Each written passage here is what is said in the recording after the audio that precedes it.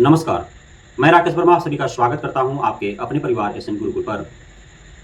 भारत की राजधानी दिल्ली में एक घटना घटती है। कोचिंग संस्थान के बेसमेंट में कुछ छात्र-छात्राएं पढ़ रहे होते हैं। अचानक से उसमें पानी भरता है और 3 छात्राओं की मौत हो जाती है। काफ़ी दुखद था। अब जब छात्राओं की मौत होती है उसके बाद से पूरे भारत में बवाल खड़ा हो जाता है। सभी कोचिंग संस्थानों के सामने एक मुसीबत सी खड़ी हो जाती है। जब तक किसी की मृत्यु नहीं हुई तब तक सब चीज़ सही थे, लेकिन जैसे ही उन 3 छात्राओं की मृत्यु होती है, सबके नज़रों में कोचिंग संस्थान और उसके संचालक गलत हो जाते हैं। जब तक कुछ भी नहीं हुआ था, सब चीज़ सही था, तब तक बेसमेंट में पढ़ाई हो रहा है।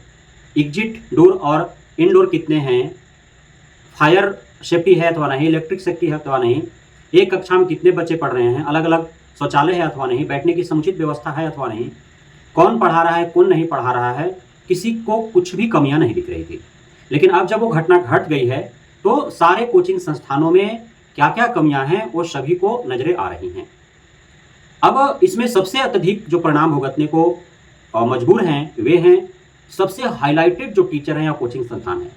जैसे दिल्ली में विकास दिव्यकीर्ति सर और अवध ओझा सर, पटना में खान सर।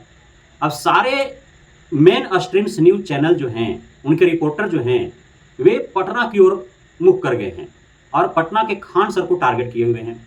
आप जितना भी छोटे से बड़े मेन स्ट्रीम्स चैनल हैं, जिनका विश्वसनीयता का स्तर इतना ऊंचा है कि पूरे विश्व में 161वें नंबर पर उनकी विश्वसनीयता है और वो खुद को सबसे भरोसेमंद चैनल जरूर लिखते हैं, लेकिन पूरे विश्व में कितना नंबर है? 161वां नंबर। अब वे अपने रिपोर्टरों को खान सर के पास भेज रहे रिपोर्टिंग करने के लिए कि आप जाओ खान सर को टॉर्चर करो, टारगेट करो और टीआरपी बटोरो। ठीक है, अच्छी बात है। विकास दिव्यकीर्ति सर को टारगेट किया जा रहा है, अवध ओझा सर को टारगेट किया जा रहा है, इसी प्रकार से किए जा रहे हैं। जो गलत हैं उन पर कार्रवाई होनी चाहिए, उन पर नकेल कसे जाने चाहिए। जो मानक तय किए गए हैं सरकार के द्वारा, उस अनुरूप ही सारे संस्थान संचालित होने चाहिए। इसमें कहीं कोई समझौता नहीं होने चाहिए। लेकिन सवाल यह है कि क्या जो निजी कोचिंग संस्थान हैं, सारे मानक सिर्फ उन्हीं पर लागू होते हैं? क्या जिन मानकों को उनके ऊपर थोपा जा रहा है, क्या वे सभी मानक सरकारी शैक्षणिक संस्थान फुलफिल करते हैं, पूर्ण करते हैं? आप निजी कोचिंग संस्थानों को निर्देश कर रहे हैं कि आपका अलग अलग इंडोर आउटडोर होना चाहिए, कक्षाओं में इतने ही बच्चे होने चाहिए, एक बेंच पर इतने ही बच्चे होने चाहिए, एक बच्चा को बैठने के लिए इतना स्क्वायर फीट जगह होनी चाहिए, अलग अलग शौचालय होने चाहिए, फायर सेफ्टी का प्रबंध होना चाहिए, इलेक्ट्रॉनिक सेफ्टी का प्रबंध होना चाहिए। अन्य तमाम तरह के उन पर सारे मापदंड थोपे जा रहे हैं। जो कोचिंग रेगुलेशन एक्ट है उसके तहत सभी को लाया जा रहा है, सबका निबंधन करवाया जा रहा है। अच्छी बात है, सब कुछ होने चाहिए।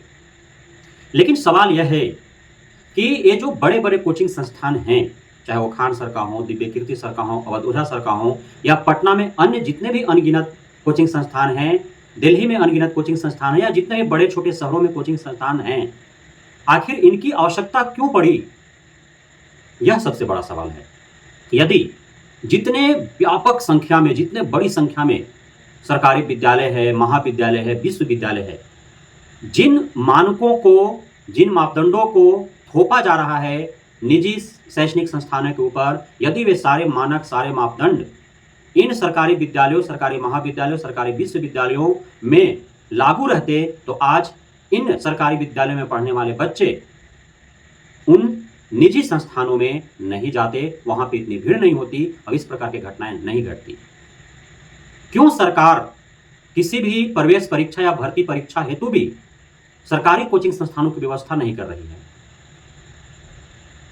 क्यों आखिर सरकारी विद्यालयों में, महाविद्यालयों में, विश्वविद्यालयों में उत्तम प्रबंधन नहीं है? क्यों यहां गुणवत्तापूर्ण शिक्षा प्रदान नहीं की जा रही है? क्यों यहां पे फायर सेफ्टी, इलेक्ट्रिक सेफ्टी, क्यों यहां पे सुरक्षित सेपरेट शौचालय, विद्यालय में कैंपस, भवनों की स्थिति उत्तम, हर विद्यालय में पुस्तकालय, अलग कार्यालय, अलग शौचालय, पेयजल के उत्तम प्रबंध, साफ सफाई, रंग रोदन, ब्लैक बोर्ड का कालीकरण, बैठने का उत्तम क्वालिटी का बेंच डेस्क, सारी व्यवस्थाएं नहीं हैं? क्यों लेबोरेटरी नहीं है?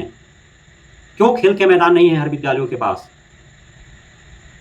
क्यों गुणवत्तापूर्ण गुणवान शिक्षकों की भर्ती नहीं हो रही है सरकारी विद्यालयों में? और यदि जो गुणवान शिक्षक हैं भी, उन्हें क्यों नहीं वो सारे फैसिलिटी दिए जा रहे हैं ताकि उनके अंदर जो कुशलता है, जो बुद्धि है, जो ज्ञान है, वो 100% अपने बच्चों में डाल सके, बच्चों को उस अनुरूप ढाल सके। आज भी सरकारी विद्यालय में बच्चे त्रिपाल पर, प्लास्टिक पर, बोड़े पर बैठने के लिए मजबूर हैं। आज भी सरकारी विद्यालयों को संचालन मंदिरों, मस्जिदों के प्रांगण में किया जा रहा है। सामुदायिक भवन, मनरेगा भवन, नरेगा भवन, पंचायत सरकार भवनों में कराया जा रहा है। कहीं खुले आसमान के नीचे बाग बगीचे, खेत खलिहान, किसी निजी घर मकान में किया जा रहा है। आज भी सरकारी विद्यालयों का संचालन टीन के करकट में, एल्बेस्टस में, प्रीफैब स्ट्रक्चर में, झोपड़ी नुमा जो पुआल का, फूस का, सरका का, इस सब का बना हुआ है, उसमें चलने के लिए मजबूर है। आपने देखा किस प्रकार से बिहार की मैं बात कर रहा हूं, जब अत्यधिक ठंड पड़ रहे थे उसमें 100 से अधिक छात्र छात्राएं, शिक्षक शिक्षिकाओं की मौत हुई। जब भीषण गर्मी थी इस समय 100 से अधिक छात्र छात्राएं, शिक्षक शिक्षिकाओं की मौत हुई। पूरे बिहार की बात करो, भारत के छोड़ो, पूरे भारत की बात करोगे तो पूरी कहानी बन जाएगी, उपन्यास लिखना पड़ेगा। यदि हम छोटे शब्दों में बात करें, पूरे बिहार के महाविद्यालयों में घूमो, विश्वविद्यालय में घूमो, कहाँ पे जितने वहां पे कोर्सेज है, उन सारे कोर्सेज हेतु पर्याप्त शिक्षक उपलब्ध हैं। कहाँ पे ससमय सारे कोर्सेज हेतु क्लासेज चलाई जाती हैं। कहाँ पे किस विश्वविद्यालय, किस महाविद्यालय में जो सरकारी हैं वहाँ के भवन उत्तम हैं, कहाँ जर्जर नहीं है, कहाँ शौचालय का उत्तम प्रबंध है, कहाँ पेयजल का उत्तम प्रबंध है, कहाँ किस महाविद्यालय, विश्वविद्यालय में खेल के मैदान है और उनको खेलने के लिए सारे फैसिलिटी दिए जाते हैं, कहाँ पे लेबोरेटरी है, पुस्तकालय है एवं अन्य सुविधाएं उनको उपलब्ध कराए जाते हैं। आप ढंग से एक सेशन तो करा नहीं पाते हो सही से। 5 साल में 3 साल का कोर्स कराते हो।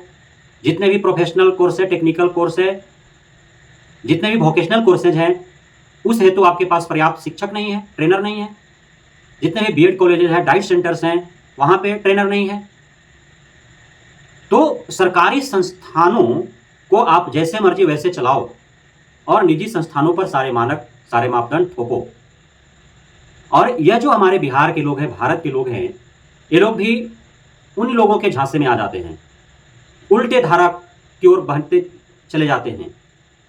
आज बिहार के, भारत के गरीबों का, शोषित, वंचित, दबे कुचले, पिछड़े, आदिवासी, दलित, महादलित समाज के अंत में बसे हुए लोगों के बच्चों का यदि भविष्य सुधर पाएगा तो वह सिर्फ और सिर्फ सरकारी विद्यालयों, महाविद्यालय, विश्वविद्यालयों पे ही उम्मीद रखी जा सकती है, उनसे ही आशाएं रखी जा सकती है।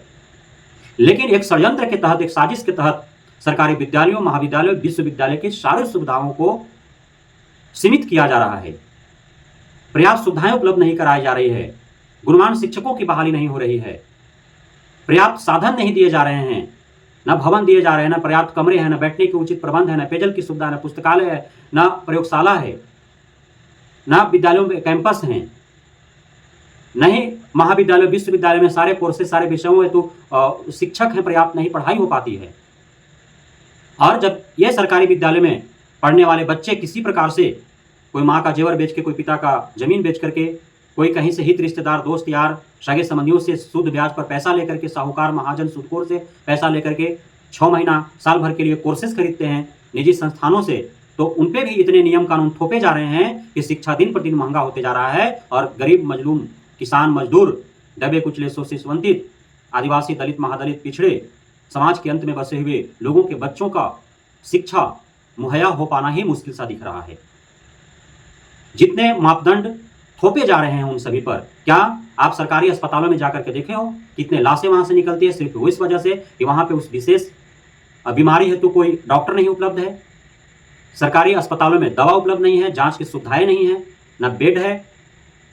तो इन सरकारी अस्पतालों को क्यों नहीं मापदंड तैयार किए जा रहे हैं, क्यों नहीं उनको उस मानक के तहत लाए जा रहे हैं। जितने भी सरकारी अधिकारी, प्राधिकारी, कर्मचारी का कार्यालय है, पूरा पंचायत से लेकर के प्रखंड, जिला, राजधानी तक, उन सभी कार्यालयों में, चाहे वो किसी भी विभाग का कार्यालय हो, समाहरणालय हो, न्यायालय हो, सचिवालय हो, क्या हर जगह ये सारे मापदंड, मानक वहां पे तय हैं और सभी उसका अनुकरण करते हैं, फॉलो करते हैं। जितने भी सरकारी संस्थान है, स्थान है, कार्यालय हैं, उन सभी जगहों पर तो पब्लिक ही प्लेस है, वहां पे भी घटनाएं घट सकती है, चाहे वो विद्यालय हो, महाविद्यालय हो, विश्वविद्यालय हो, अस्पताल हो, समाहरणालय हो, सचिवालय हो, न्यायालय हो, किसी भी विभाग के कोई भी अधिकारी का कार्यालय हो। थाने हों, हर जगह पर पब्लिक प्लेस है वो, लोग आते जाते रहते हैं, कहीं भी कोई भी घटनाएं घट सकती हैं। तो क्या हर जगह सारे मानक तय हैं और सारे मानकों का अनुकरण होता है, सारे मापदंड के तहत आते हैं, सारी व्यवस्थाएं हैं वहां पे? कितने सरकारी विद्यालय हैं जहां पे सारे मानक तय हैं? तो सारे विद्यालयों को बंद कर दो। जब तक ये तय मानक के अनुरूप नहीं आते हैं, बंद करो सभी को। क्यों चला रहे हो उनको? अत्यधिक ठंड में बच्चे मर गए, कितने main stream news channel reporter आकर के उनका रिपोर्टिंग किए। भीषण गर्मी में बच्चे मर गए, शिक्षक शिक्षिकाएं मरते रहे, कितने मेन स्ट्रीम न्यूज रिपोर्टर आकर के उनका रिपोर्टिंग किए। आज खान सर को घेर करके चारों तरफ से प्रश्न पूछ रहे हो।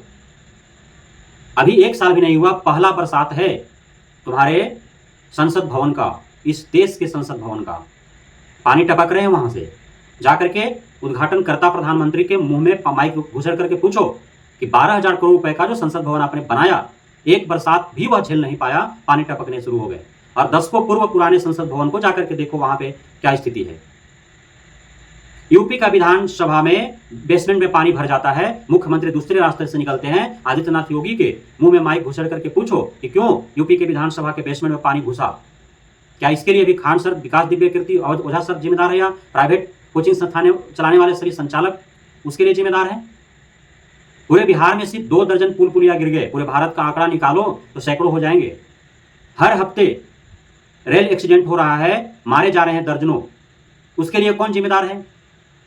कौन मानक तय करेगा? उसके लिए मापदंड कौन तैयार करेगा? उनको उनके अनुरूप कौन लाएगा? आप जाकर के रेलवे मंत्री के मुंह में माइक घुसड़ करके पूछो कि क्यों ऐसा हो रहा है। आप जाकर के नितिन गडकरी के मुंह में माइक घुसड़ करके पूछो कि बिहार में जो पुल पुलिया उन्होंने बनवाया, क्यों इतना जल्दी?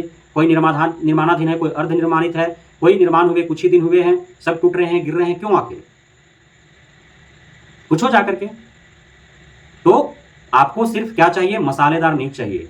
उल्टा पलटा खान सर ने स्वयं ही अपने कोचिंग संस्थान को बंद रखा है कुछ दिनों के लिए। कोई सील नहीं लगाया गया है पुलिस प्रशासन के द्वारा, किसी ने उनका कोचिंग को बंद नहीं किया है। वो खुद ही बंद किए हैं, खुद खोलेंगे। और जितना उनके पास व्यवस्थाएं हैं वो पर्याप्त हैं। लेकिन चूंकि अब जो मानक मापदंड तय किए हुए हैं उसके अनुरूप उनको आने पड़ेंगे, तभी कोचिंग चल पाएगी, नहीं तो प्रशासन सील करेगा। इसलिए कुछ और सुधार की आवश्यकता है। विकास दिव्य कीर्ति का 3 कोचिंग संस्थान बेसमेंट में चल रहे थे तो वो सील किए गए। अन्य भी कोचिंग संस्थान है ना, कितनों के पास तुम गए रिपोर्टिंग करने के लिए? इसलिए कि खान सर काफी पॉपुलर हैं, वहां जाओगे पॉपुलरिटी तुम्हारी भी बढ़ेगी, टीआरपी मिलेगी। तुम जा रहे हो, माइक घुसेड़ रहे हो, उनके मुंह में पूछ रहे हो।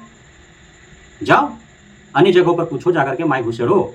और आप जितने भी मूर्खदास जो उनके पीछे पड़े हो, आप अपने गांव मोहल्ले के सरकारी विद्यालयों की सुविधाओं को उत्तम बनाने के लिए अपने जनप्रतिनिधियों अधिकारियों को घेरो। आप सरकारी महाविद्यालयों, सरकारी विश्वविद्यालय, सरकारी अस्पतालों, सरकारी जितने भी संस्थान है, समाहरणालय है, सचिवालय है, न्यायालय है, विभिन्न विभागों के अधिकारी पदाधिकारियों को कार्यालय है, जितने भी सरकारी डिपार्टमेंट है, जितने भी सरकारी अन्य ऑर्गेनाइजेशंस हैं, सरकारी कंपनियां हैं, फैक्ट्रियां हैं, वहां से आप गरीबों, मजदूरों, किसानों, शोषित, वंचित, दबे, कुचले, पीड़ित, आदिवासी, दलित, महादलित समाज के अंत में बसे हुए लोगों का भला होगा।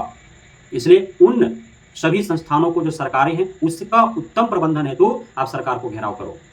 आप न्यूज स्ट्रीम्स, जो मेन स्ट्रीम्स न्यूज चैनल जो दिखा रहे हैं वो सरकार को बचा रहे हैं, क्योंकि वो आपको नहीं दिखा रहे हैं कि संसद भवन जो पिछले साल ही उद्घाटन हुआ है उसके छत से पानी टपक रहा है।